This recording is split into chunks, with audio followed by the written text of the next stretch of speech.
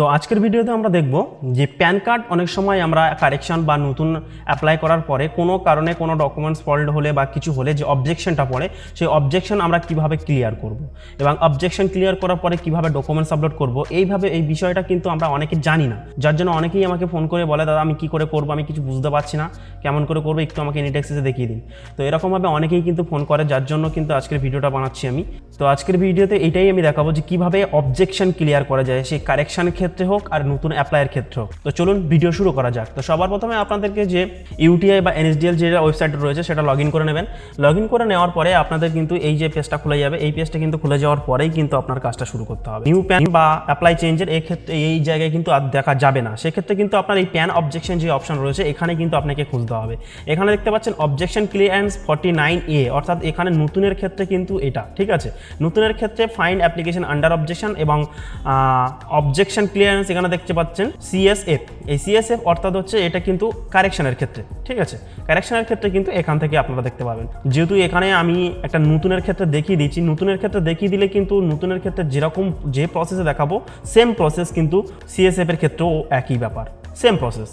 তো আমরা অবজেকশনটা প্রথমটাই দেখিয়ে দিচ্ছি, নতুনের ক্ষেত্রে দেখিয়ে দিচ্ছি, বাকিটা আপনারা আশা করছি বুঝতে পারবেন, কারণ কারেকশন আর নতুনের অবজেকশন ক্লিয়ারেন্সের ক্ষেত্রে সেম প্রসেস, কোনো আলাদা কোনো প্রসেস নেই। আমরা এখানে অবজেকশনে গেলাম, অবজেকশনে যাওয়ার পরে এখানে ফাইন্ড অ্যাপ্লিকেশন আন্ডার অবজেকশন যেটা রয়েছে এখানে কিন্তু আমাদের ক্লিক করে দিতে হবে। এখানে ক্লিক করে দেওয়ার পরে আপনারা এখানে দেখতে পাচ্ছেন যে অবজেকশনগুলো পড়েছে সেই অবজেকশনগুলো কি কারণে অবজেকশন পড়েছে সেটা কিন্তু এখানে দেওয়া রয়েছে।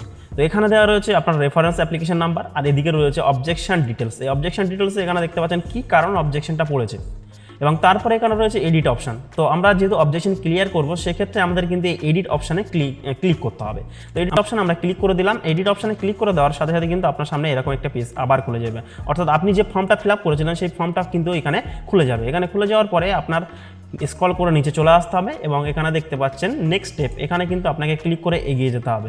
এখানে আর কিছু করার দরকার নেই, যেহেতু আপনার সব কিছু হয়ে রয়েছে। এবার যদি আপনার কিছু কারেকশন করা থাকে বা আপনি কিছু ভুলের ক্ষেত্রে আপনার অবজেকশনে আসে, সেক্ষেত্রে কিন্তু আপনি কিন্তু এখান থেকে কারেকশন করতে পারেন। যেহেতু আমাদের এখানে কিন্তু কিছু ভুল নেই তাই আমাদের কিছু কারেকশন করার নেই, যার জন্য আমরা কিন্তু নেক্সট এগিয়ে যাচ্ছি। তো তারপরে আবার নেক্সট করে দিলাম, নেক্সট করে দেওয়ার পরে আবার এগিয়ে গেলাম, আবারও নেক্সট স্টেপে ক্লিক করলাম, আবারও এগিয়ে গেলাম, তারপরে আবারও নেক্সট স্টেপে ক্লিক করলাম, আবারও এগিয়ে গেলাম। এগিয়ে যাওয়ার পরে লাস্ট সাবমিট।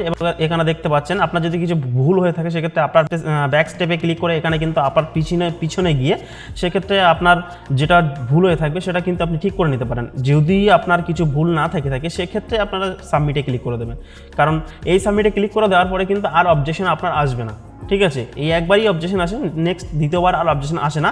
যেহেতু কারেকশনের ক্ষেত্রে আরও দুবার আসে, কিন্তু নতুনের ক্ষেত্রে একবারে বেশি দুবার আর অবজেকশন এখন দিচ্ছে না, আগে দিত কিন্তু এখন আর দিচ্ছে না। তো এখানে সাবমিট যে অপশন রয়েছে এই সাবমিটে আমরা ক্লিক করে দেবো। সাবমিটে ক্লিক করে দেওয়ার পরে আপনার কিন্তু এখানে দেখতে পাচ্ছেন যে পিএস এর যে রিসিপ্টটা হয়, অ্যাকনোলেজমেন্ট রিসিপ্ট হয়, সেটা কিন্তু এখানে শো হয়ে গেছে।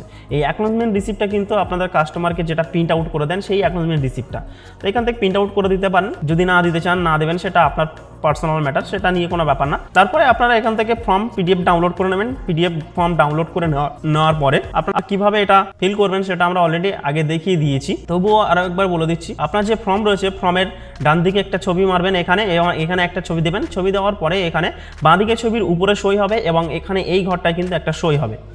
তো এই পর্যন্ত হয়ে যাওয়ার পরে নেক্সট দ্বিতীয় পেজে যাবেন। দ্বিতীয় পেজে যাওয়ার পরে আপনারা এখানেও একটা সিগনেচার করবেন। দ্বিতীয় পেজের শেষে সিগনেচার করার পরে আপনার যে আধার কার্ড রয়েছে সেই আধার কার্ডের জেরক্সের নিচে সিগনেচার করবেন। যেহেতু এটা নতুনের ক্ষেত্রে সেহেতু সেই জন্য করে নতুনের ব্যাপারটাই দেখাচ্ছি। কারেকশনের ক্ষেত্রে হলে আপনার যে ডকুমেন্টসগুলো সাপোর্টিং ডকুমেন্টস যেগুলো রয়েছে সেগুলো কিন্তু দিতে হবে। তো কারেকশন কীভাবে করবো সেটাও আমরা খুব তাড়াতাড়ি ভিডিও নিয়ে চলে আসছে সে বিষয়ের উপরে।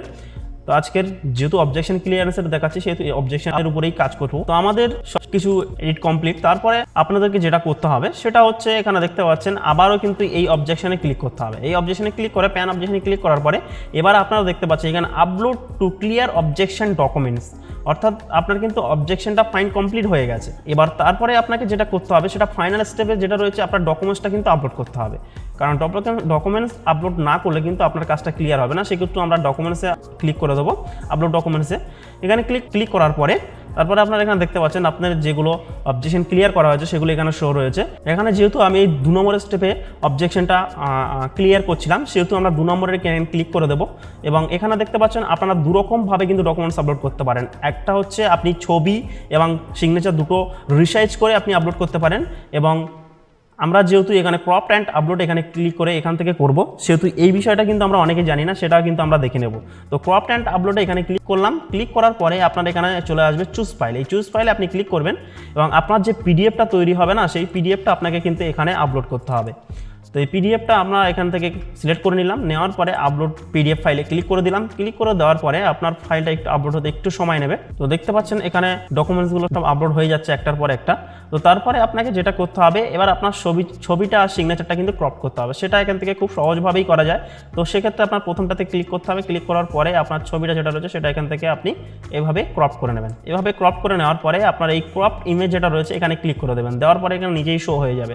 সিগনেচারটার ক্ষেত্রে আপনার সেম প্রসেস, আধার কার্ডের নিজে থেকে সিগনেচারটা নিয়ে নেবেন। নেওয়ার পরে এখান থেকে এইভাবে ক্রপ করে নেবেন। ক্রপ করে নেওয়ার পরে ক্রপ ইমেজে ক্লিক করে দেবেন। দেওয়ার পরে এখানে দেখতে পাচ্ছেন আপনার নিচেই কিন্তু সিগনেচার অ্যান্ড ইমেজ দুটোই শো হয়ে গেছে। তারপরে আপনাকে যেটা করতে হবে, আপনার ছবির জায়গায় বসাতে হবে ড্র্যাগ অ্যান্ড ড্রপ করে। তাহলে আমরা ছবিটাকে এনে মাউস ক্লিক চেপে ধরে এখান থেকে আমরা এখানে টেনে এনে বসিয়ে দেবো। দিলে আমাদের ছবিটা উপর থেকে নিচে চলে আসবে। তারপর সিগনেচারের ক্ষেত্রে সেম প্রসেস, আমরা এখানে ধরে চেপে ধরে মাউসটা এখানে এনে বসিয়ে দেবো। দিলে আমাদের ডকুমেন্টসটা এখানে চলে আসবে। তারপরে আপলোড পিকচার অ্যান্ড সিগনেচার এখানে ক্লিক করলেই কিন্তু আমাদের অবজেকশনটা ক্লিয়ার হয়ে গেছে। তো এইভাবে আমরা প্যান কার্ডের অবজেকশন যেটা ক্লিয়ার করার থাকে সেটা আমরা এইভাবে কিন্তু অবজেকশন ক্লিয়ার করতে পারবো। তো আশা করছি বোঝাতে পেরেছি। আজকের ভিডিও এই পর্যন্ত, আবার দেখা পরবর্তী আরেকটা ভিডিওতে। ততক্ষণ সবাই সুস্থ থাকুন, ভালো থাকুন, বাই বাই।